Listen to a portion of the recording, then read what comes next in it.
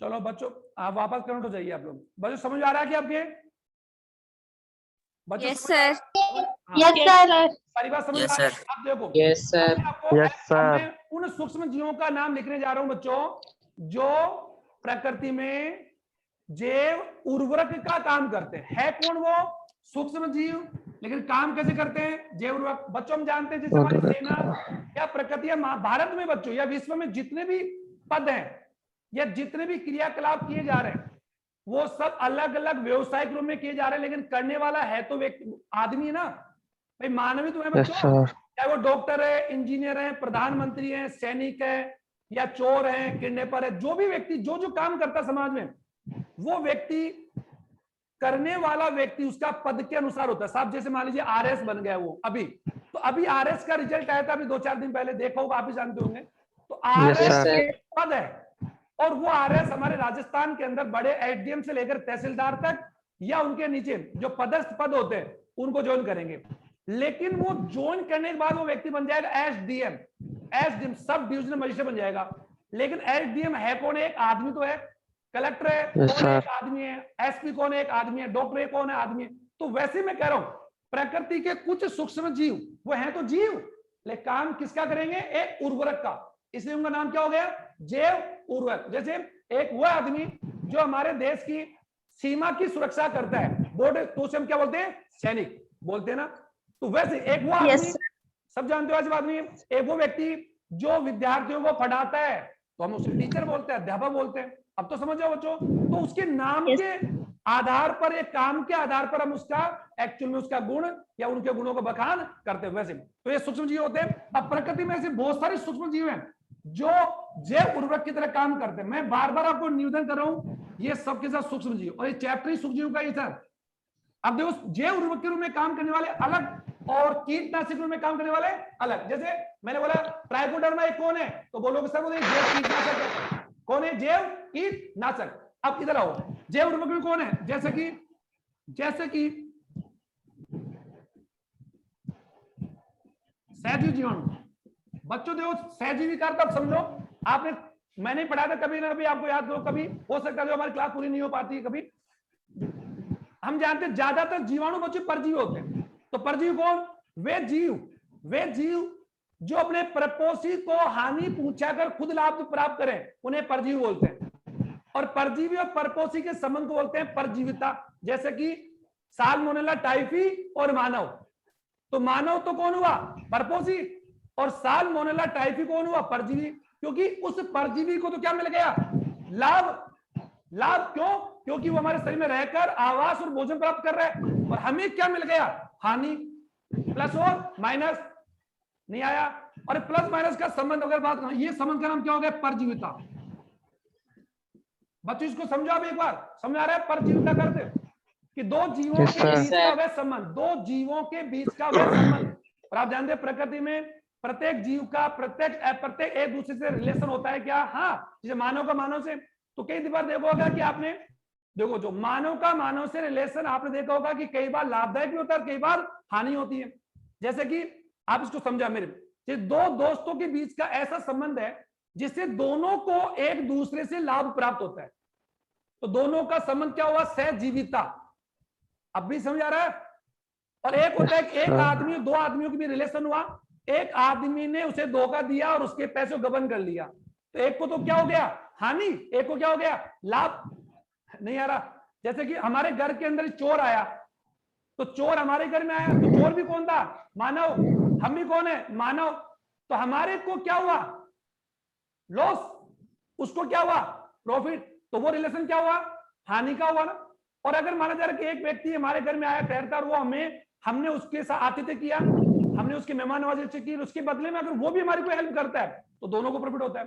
तो ऐसे प्रकृति के अंदर जीवों के बीच में कई प्रकार के संबंध होते हैं, जिनमें एक है परजीविता, एक है परभक्षिता, एक है सहजीविता। अब इतने अब सहजीवी का क्या होता है? जो सहजीवी वह जीवाणु जो किसी दूसरे जीव के साथ इस प्रकार साहचर्य संबंध बनाकर जीवन यापन करे कि दोनों को एक दूसरे से क्या प्राप्त हो? लाभ हो। फिर कह रहा हूं सहजीविता का समझ आ रहा है ना? प्रकृति में दो जीवों का वह संबंध, आपसी संबंध, या साहचर्य संबंध जिसमें उन दोनों को एक दूसरे से लाभ की प्राप्ति हो। अब इसके एग्जाम मेरे सामने बहुत सारे हैं, अब मैं आपको यहाँ पर, तो ऐसे जीवाणु जो प्रकृति में सहजीवी के रूप में रहता है, क्योंकि हम जानते हैं जीवाणु परजीवी भी होते हैं, सहजीवी। तो परजीवी का नाम तो आप जानते हैं, जैसे विब्रियो कोलेरी, साल्मोनेला टाइप। आपकी बॉडी में जो जो रोग पैदा करता है, आप में, मानव में, जंतु में, पादों में, वो सब कौन? परजीवी। जो रोग पैदा करे वो सब परजीवी। और वो बैक्टीरिया जो आपको फायदा पूछे, जैसे कि LAB, लैक्टिक एसिड बैक्टीरिया, आपके लिए सहजीवी है। Right sir?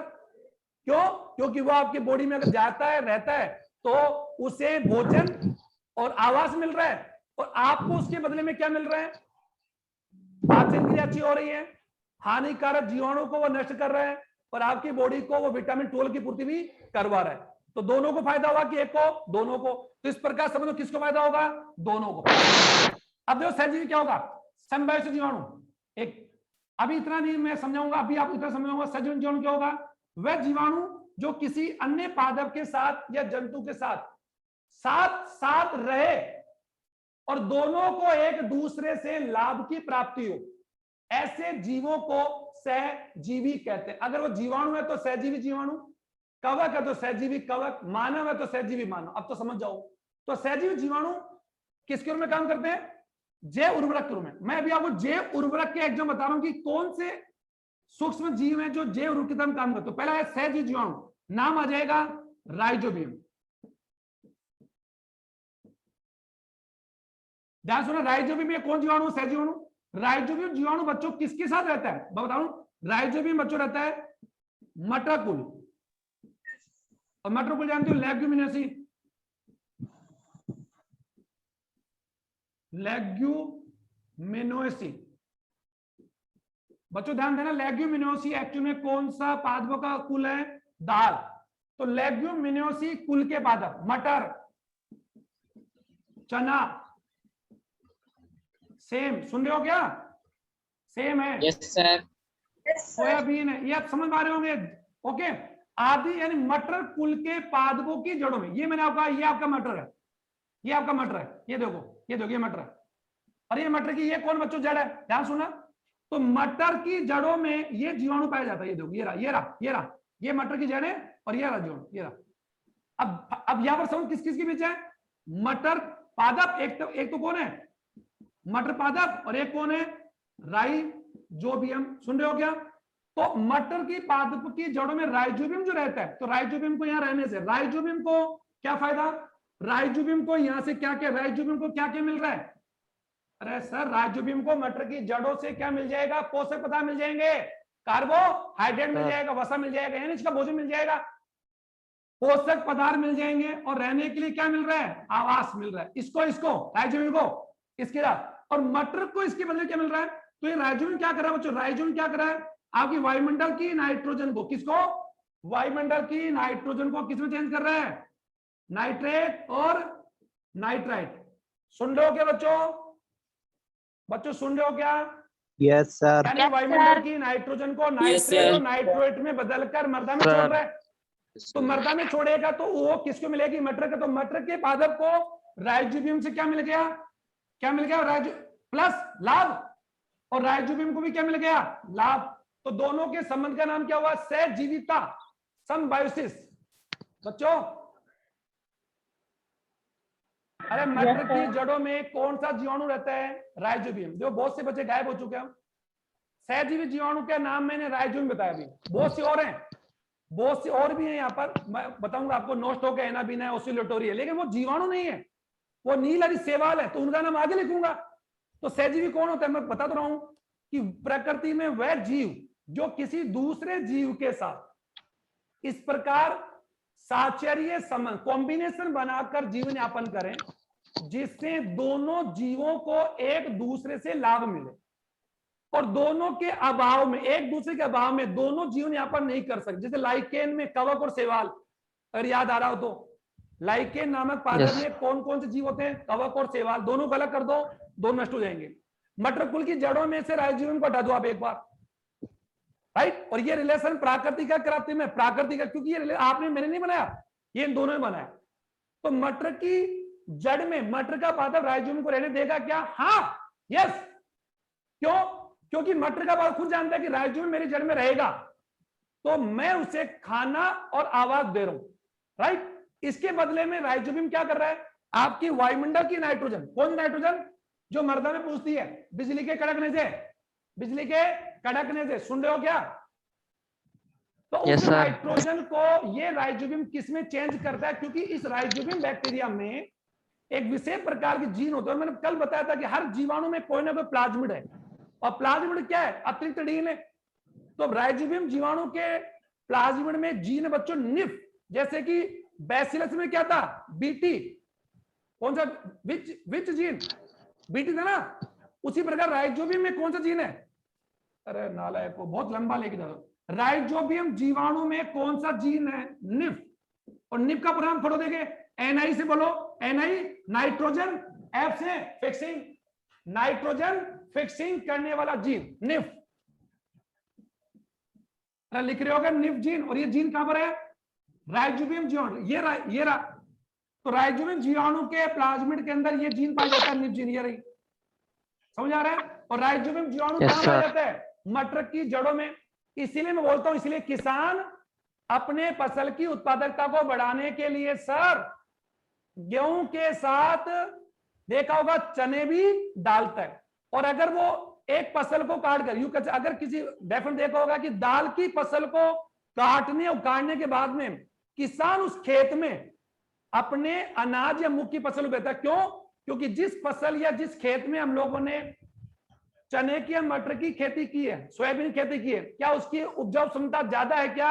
हाँ, यस सर। क्योंकि इसमें राइजोबियम जीवाणु था और है, और वो क्या कर रहा है? नाइट्रोजन चेंज कर। तो उसका फायदा किसको मिलेगा? मटर को भी मिलेगा और अगली फसल को भी मिलेगा।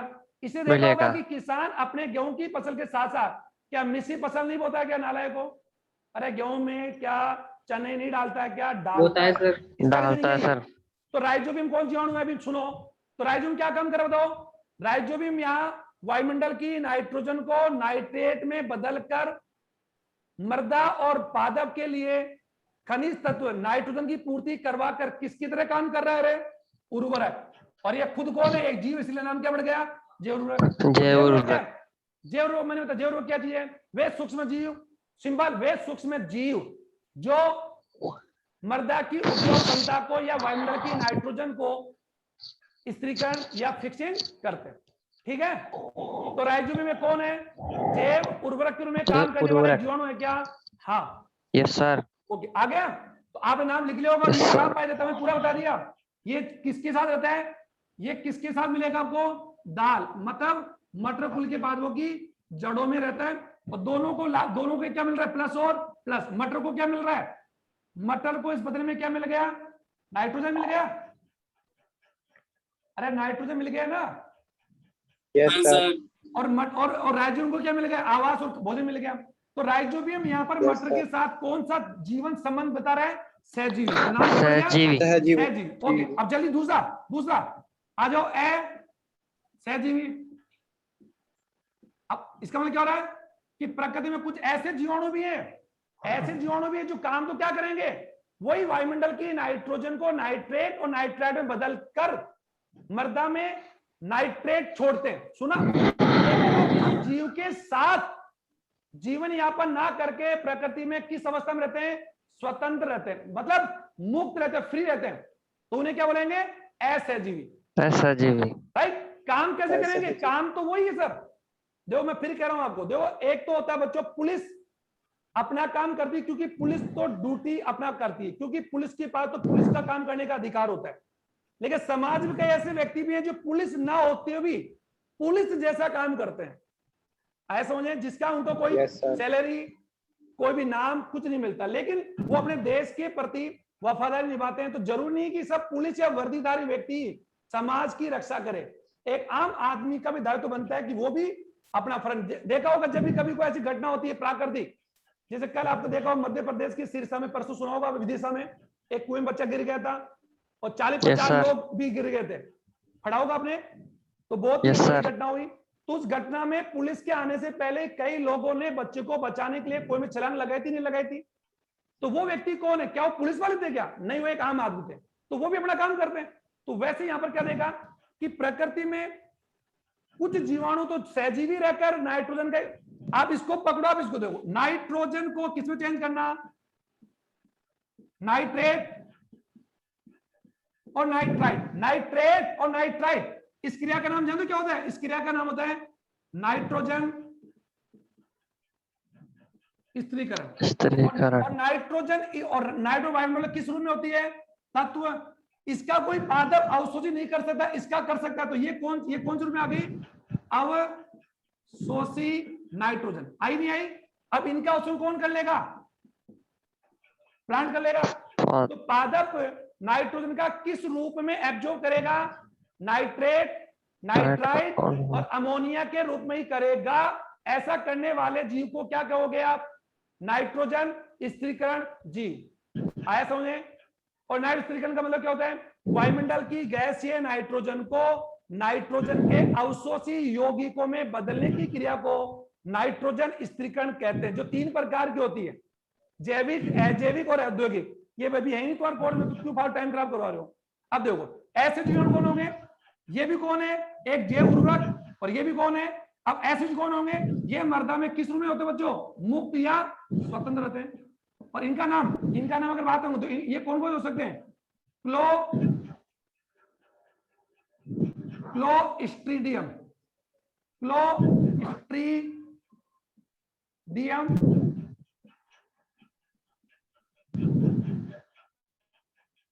एजेटोबैक्टर,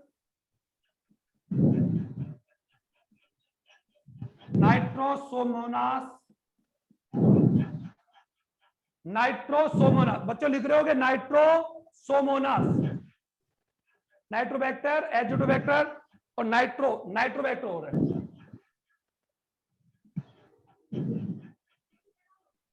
ये सब के सब, ये बच्चों ये सब के सब जीवाणु कौन से हैं? असहजीवी। लेकिन ये भी काम क्या कर रहे हैं? जैव उर्वरक का। और ये भी किसका कर रहे हैं? जैव का। तो ये तो कौन बच्चों? सहजीवी। और ये कौन? असहजीवी। अब आपको पूछे सब असहजीवी यानी नॉन संवहनशील बैक्टीरिया किसे कहते हैं? तो बोलोगे वे जीवाणु जो प्रकृति में मुक्त अवस्था में रहते हैं। नहीं आ रहा? अच्छा बच्चों, मानव के अंदर कई ऐसे आदमी नहीं होते जो किसी से बात नहीं करते, दोस्ती नहीं करते हैं। ऐसे आदमी को आप क्या बोलते हो? आइसोलेट। और ये वर्ड आपने पिछले 1.5 साल में बहुत सुना होगा, आइसोलेट हो जाओ। आइसोलेट का मतलब कोरोना से ग्रसित व्यक्ति को क्या कर देना चाहिए? आइसोलेट। लेकिन समाज में, हमारे परिवार में कई ऐसे लोग होते हैं बच्चों जो बहुत ही कम मिलते हैं, आते जाते हैं, कम बात करते हैं, दोस्त कम बनाते हैं। ऐसे लोगों को आप क्या बोलते हो? एकांकी, जो अपनी मस्ती में मस्त रहते हैं, होते हैं ना। और कई ऐसे होते हैं जो बहुत ज्यादा वाचाल होते हैं, बोलचाल करते हैं, दोस्ती करते हैं, लोगों से मिलते हैं, जुलते हैं। ऐसे लोगों को हम लोग क्या बोलते हैं? सामाजिक बोलते हैं। यार ये तो बहुत सामाजिक आदमी है, बोलते हैं ना। तो वैसे जीवाणु भी 2 प्रकार हो सकते हैं, सहजीवी और असहजीवी।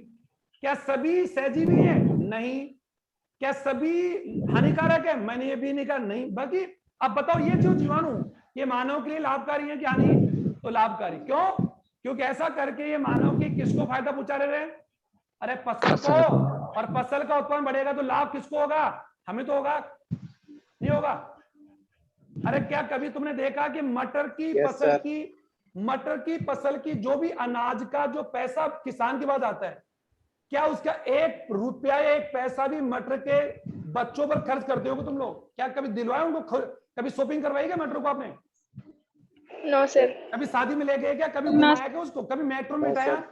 कभी एरोप्लेन में बिठाया? No sir. फिर उसका फायदा किसको मिल रहा है? गेहूं, जो चना, मक्का, बाजरा, एप्पल, इनका सबका यूज किसको, फायदा किसको मिल रहा है? हमें मिलता है। किसान को मिलता है ना? किसान को, मतलब हमें मिलता है, आम आदमी मिलता है, किसान को मिलता है, दुकानदार मिलता है। लेकिन मिलता तो आदमी को ही है। ये थोड़ी कि सब या कभी आप लोगों ने ऐसा काम किया हो साहब? हो सकते हो बच्चे कम हो रहे धीरे धीरे। अब मैं इसमें जा, अब इसके नाम लिखो आप। तो सहजीवी हो गए। अब तीसरा हटा दो, नाम लिख लिया। तीसरे कौन हो सकते हैं? कवकमूल। कवकमूल यानी माइकोराइजा। बच्चों माइकोराइजा, कवकमूल। अब देखो कवकमूल नाम से दिख रहा है, कवक और मूल, यानी कवक और मूल, कवक मूल भी एक्चुअल में कौन सा संबंध है? सहजीवी, मतलब उच्च पादप जड़ें। ये किस किस की भी संबंध है बच्चों? उच्च पादप। उच्च पादप आपका हो सकता है यूकेलिप्टस है, कोई उच्च पादप, आवर्तबीजी पादप। ओके, उच्च पादपों की जड़ में, अरे जड़ यानी मूल, मूल के चारों तरफ एक विशेष प्रकार की कवक पाई जाती है। तो कवक और ये पादप की जड़ के बीच में कौन सा संबंध है बच्चों? सहजीवी। आप समझ आ रहा है ना? आ रहा है? उच्च कुल की पादप, मैंने बताया ये कोई उच्च कुल का पादप यूकेलिप्टस है। इस पादप की जड़, इस पादप की जड़ों के अंदर, ये जड़ है, इस जड़ में विशेष प्रकार का कवक, एक विशेष प्रकार का कवक पाया जाता है, ध्यान देना। तो वे कवक और उच्च कुल की पादप की जड़ के बीच के संबंध का नाम सहजीवी है। इससे दोनों को लाभ मिलता है। लाभ कैसे? देखो, कवक को उस पादप की जड़ में रहने के लिए स्थान और भोजन मिल जाता है, सुन रहे हो क्या? और इसके बदले ये कवक जो है, ये एक्टिनोमाइसीट्स कवक होती है। ये जो फंगस या कवक होती है, ये बच्चों मृदा में नाइट्रोजन को नाइट्रेट में बदलकर मृदा में छोड़ती है, जिससे वो उच्च पादप की जड़ ग्रहण कर लेती है। तो यहां पर ये जो कवक है, यानी कवक मूल में जो कवक है, कवक मूल में बच्चों जो कवक है, वो किसकी तरह काम कर रही है? जैव। इससे फायदा किसको हुआ? दोनों को। उस पादप की जड़ में रहने वाले कवक को तो क्या मिला? रहने के लिए आवास और खाने के लिए कार्बोहाइड्रेट, वसा, प्रोटीन मिलकर जो उसकी जड़ में इकट्ठा है। और कवक को क्या, कवक ने उसको क्या दिया? नाइट्रोजन को नाइट्रेट में चेंज करके उपजाऊ क्षमता बढ़ाया, क्या बढ़ाया ना? Yes sir. तो ये संबंध, Yes, ये संबंध क्या Yes, कहलाता है? sir. कवक और कवक मूल का संबंध किसके बीच है बच्चों? उच्च पादपों की जड़ें। याद में अगर तुम्हें दिमाग में आए तो आप लिख सकते हो, जैसे कि यूकेलिप्टस है, ठीक है? उच्च पादपों की जड़ों और कवक के बीच पाए जाने वाले सहजीवी संबंध को कवक मूल कहते हैं। और कवक मूल यहां किसकी तरह काम कर रही है? तो मैं बोलूंगा जैव उर्वरक, क्योंकि मैंने बता दी दोनों को कि किसको क्या क्या लाभ मिल रहा है। और ये दो प्रकार, कवक मूल दो प्रकार की होती है बच्चों, जल्दी दो प्रकार कौन सी? ये तो बाह्य कवक मूल, बाह्य कवक मूल, और दूसरा अंत कवक मूल। बच्चों लिख ही नहीं रहे होंगे तुम लोग, लिख रहे हो क्या? यानी एक्टोमाइकोराजा और ये कौन है? एंडोमाइकोराजा, ठीक है? अब बाह्य कवक क्या होता है? जब किसी पादप की, मैंने बोला ये किसी पादप की, ये किसी पादप की बच्चों, ये एक्चुअल में बता दिया, ये किसी पादप की क्या है? जड़ है। बस समझ आ रहा है क्या? और जड़ का आगे जाके क्या हो रहा है बच्चों? आगे जाके हो रहा है विभाजन हो रहा है। ओके, समझ आ रही है? जड़, अब इस जड़, अगर किसी पादप की जड़ के बाहर, जड़ के बाहर, कहां पर बच्चों? जड़ के बाहर के एपिडर्मिस पर अगर कवक पाई जाए तो ऐसे कवक मूल को क्या बोलेंगे? बाह्य कवक मूल। क्या बोलेंगे? बाह्य। और अगर कोई कवक मूल किसी पादप की जड़ के अंदर, ये कोई पादप की जड़ है, ध्यान देना, और जड़ का अंदर का अगर बात हम करें, ये एपिडर्मिस हो गया, ये एंडोडर्मिस हो गया, और ये वल्कुट आ गया। अरे जड़ के अंदर वाले कौन सा भाग वल्कुट होता है ना, ऐसे। तो यदि कोई कवक मूल जड़ के अंदर वाले भाग पूछ जाए, कहां पूछ जाए? उसके वल्कुट में पूछे, वल्कुट में पाए जाए, तो ऐसे कवक मूल को क्या बोलेंगे? अंत कवक मूल। आए समझ आपके? जैसे कि एक उदाहरण बता रहा हूं, जैसे कि जू का नाम सुना बच्चों? जू हमारे शरीर के सिर पर रहती है, जू और खटमल रहते हैं ना, तो वे कौन से परजीवी है? बाह्य परजीवी। अंत परजीवी कौन होगा? साल्मोनेला टाइफी, लीवर फ्लू, फीता कर्मी, ये कौन से परजीवी हैं? आंतरिक, क्योंकि ये शरीर के अंदर रहते हैं। अब तो आया? तो कवक मूल कितने प्रकार का हुआ? दो, बाह्य और आंतरिक। आंतरिक कवक मूल कहां पाया जाएगा? पादप की जड़, मतलब मूल के कॉर्टेक्स में, जहां पर क्या भरा पड़ा है? कॉर्टेक्स मतलब मृदुता कोशिका, जहां पर भोजन भरा पड़ा है, तो वहां भोजन को लेगा वो कवक, ध्यान। और साथ में क्या छोड़ेगा? नाइट्रेट छोड़ेगा। अच्छा, बाह्य कवक मूल भी क्या काम करा है? वही काम करेगा, वही काम करेगा सेम जो आंतरिक करता है। किसका काम? नाइट्रोजन का, इसी का। चलो ये हो गया। अब ये कवक मूल, अब ध्यान दो, ये कवक मूल एक्चुअल में पादप को कौन से तत्व की पूर्ति करवाता है? ध्यान है क्या? फास्फोरस। किसकी? फास्फोरस की पूर्ति करवाता, ज्यादातर किसकी पूर्ति करवाता है? फास्फोरस की। नाइट्रोजन की भी करवाता है और फास्फोरस तत्व की पूर्ति भी करवाता है। कौन? कवक मूल। आ जाओ लास्ट वाला, बीजीए। अरे मैं नाम इसके लिख रहा हूं, अभी मैं किसके नाम चल रहे हैं, जैव उर्वरक पढ़ रहे हैं। और चौथा कौन है, बीजीए। बीजीए कौन बच्चों, नील हरित शैवाल, blue green algae, cyanobacteria. Cyano, okay, cyanobacteria, cyanobacteria. अब देखो ये भी कौन बच्चों, ये जो अभी में इनमें किस किस का नाम आता है, नोस्टॉक, एराबीना,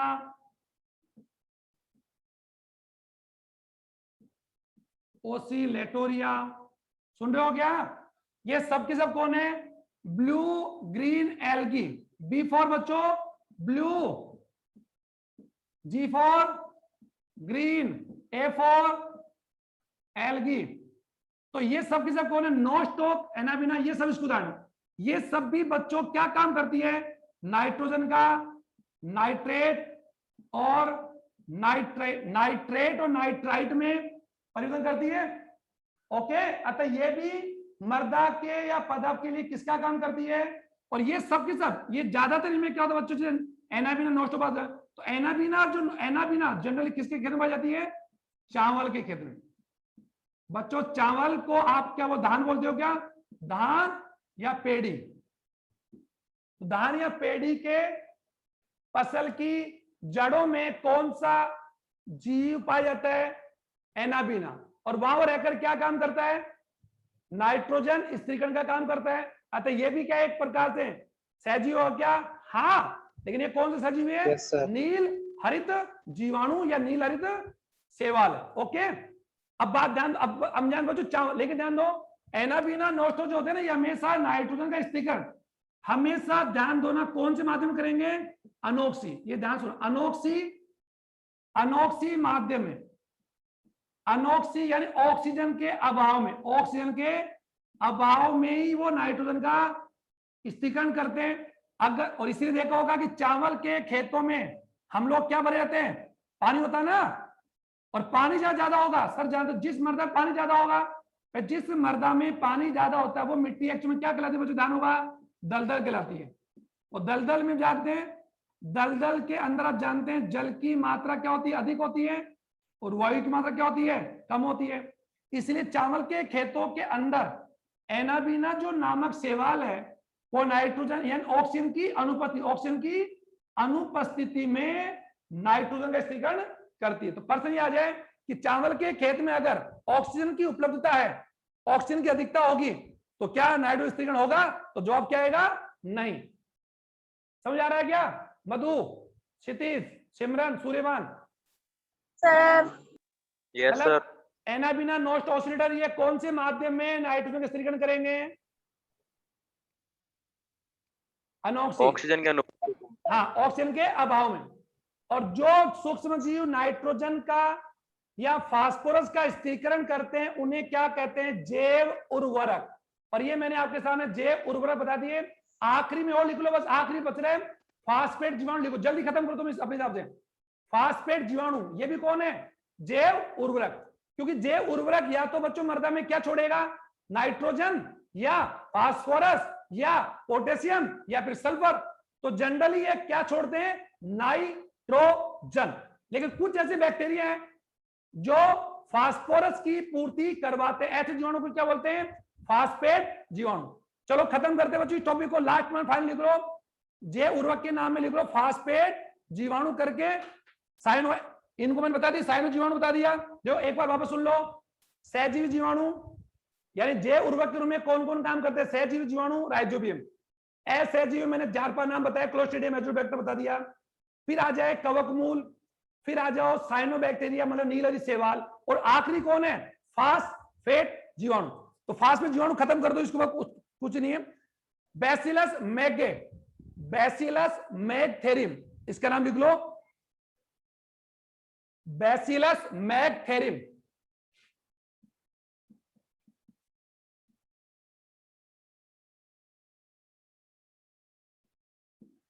बैसिलस मैकथेरियम नामक जो जीवाणु है वो कौन सा जीवाणु बच्चों? फास्फेट है, ठीक है। Yes sir. कौन सा जीवाणु है? फास्फेट जीवाणु है, जो क्या उपलब्ध करवाता है? मृदा में फास्फोरस तत्व की उपलब्धता करवाता है। तो ये आप नाम एक नाम और ऐसे आप किताब बहुत सारे दे रखे हैं। बैसिलस मेगाथेरियम एक लिख लो, मेगाथेरियम माइक्रोकोकस, माइक्रोकोमस और लिख लो एक, बैसिलस मेगाथेरियम माइक्रोकोमस। ठीक है बच्चों, कल आपका पेपर आप लोगों को साइट पर मिल जाएगा, उसे कंप्लीट सोल्व करेंगे, ठीक है। Okay, good afternoon. Good afternoon, समझ आया ना आज का topic? Good afternoon sir. Good afternoon sir. अब इस चैप्टर में एक आखिरी टॉपिक है जो कल खत्म कर देंगे, परसों। वाहित मल उपचार में सूक्ष्म जीवों का महत्व, ठीक है। टाइम मिल जाए अगर आपको कल तो थोड़ा पढ़ लेना, कल मिलते हैं। Okay, thank you.